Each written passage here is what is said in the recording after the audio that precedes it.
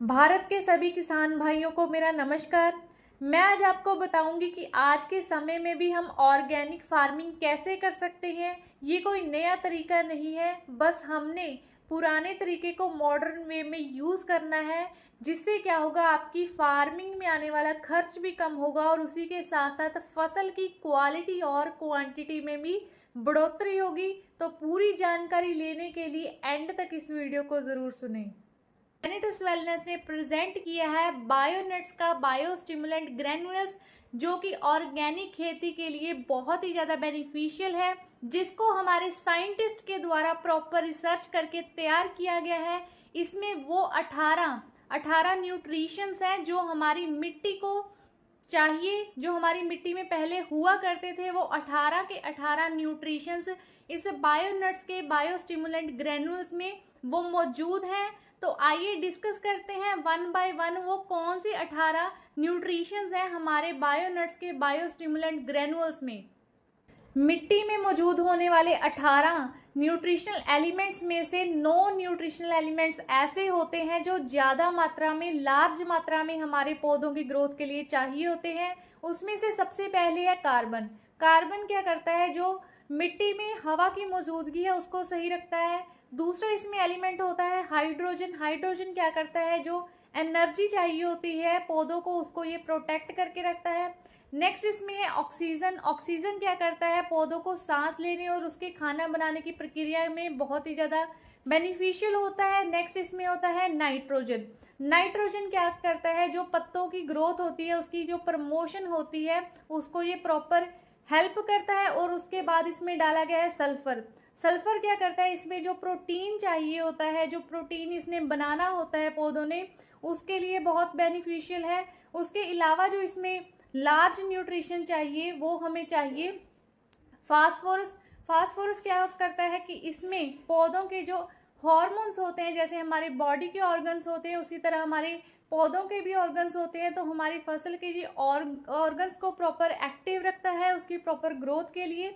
उसके अलावा इसमें मैग्नीशियम डाला गया है, पोटाशियम डाला गया है। ये दोनों ऐसे एलिमेंट्स हैं जो इसकी रूट की प्रॉपर डेवलपमेंट करते हैं। तो ये ऐसे 9 न्यूट्रिशनल तत्व हैं जो लार्ज मात्रा में चाहिए होते हैं। इसके अलावा 9 ऐसे न्यूट्रिशनल तत्व हैं जो वो कम मात्रा में, जी हाँ, कम मात्रा में हमारी मिट्टी के अंदर मौजूद होने बहुत ही ज़्यादा अनिवार्य हैं।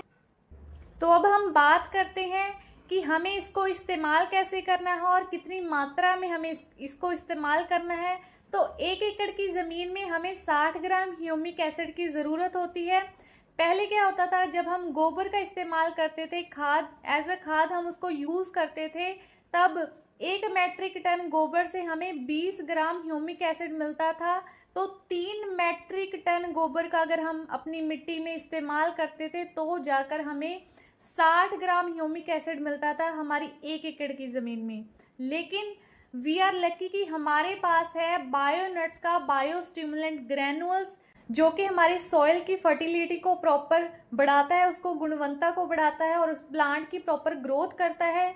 कैसे करता है, क्योंकि इसमें मौजूद है जो हमारा बायोनट्स का बायो स्टिमुलेंट ग्रैन्युल्स है, इसमें मौजूद है ह्यूमिक एसिड और फुल्विक एसिड, जो हमारे सोल के लिए बहुत ही ज़्यादा बेहतरीन है।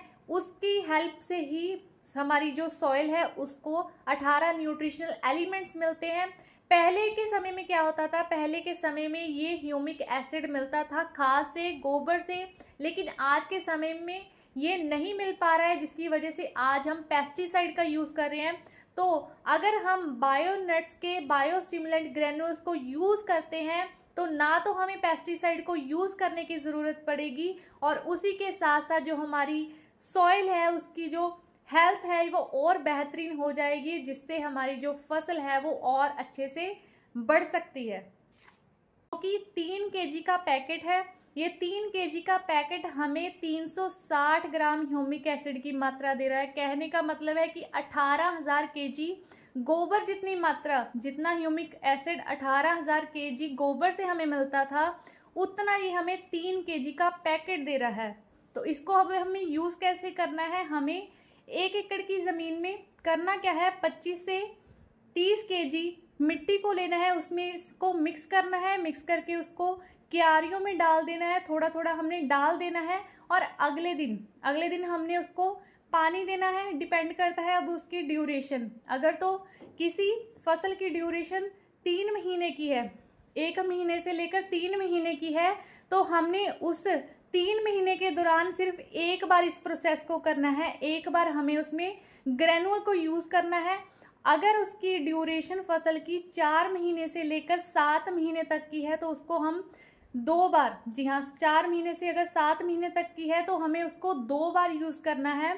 और अगर उससे भी ज़्यादा है, एग्रीकल्चर का जो पीरियड है 7 महीने से लेकर 15 महीने तक का है, तो हमें हमारे बायोनट्स के बायोस्टिमुलेंट ग्रेनुअल्स को 3 टाइम यूज़ करना है पूरी ड्यूरेशन के टाइम। और इसके अलावा अगर मैं बात करूँ, अगर किसी पेड़, किसी फल और सब्जियां का कोई दरख्त है, अगर उस पर हम इसको यूज़ करना है तो कैसे यूज़ करना है। इसका जो मेन तना होता है, मेन जड़ होती है पेड़ की, उसको खोद कर उसमें 250 ग्राम अपना ग्रेनुल्स यूज़ करना है, उसमें डाल देना है, बिखेर देना है और अगले दिन उसको पानी देते रहना है। तो यही प्रोसेस को 4 मंथ के बाद रिपीट करना है। तो साल में 4 बार ये प्रोसेस करना है, तो उसकी भी जो ग्रोथ है बहुत ही बेहतरीन हो जाएगी। तो ये प्रोसेस है कि कैसे हम इसको यूज़ कर सकते हैं। तो हम रेडी हैं अपनी ऑर्गेनिक खेती के लिए, और तो इसको अपनाइए और अपनी खेती को और खुशहाल बनाइए।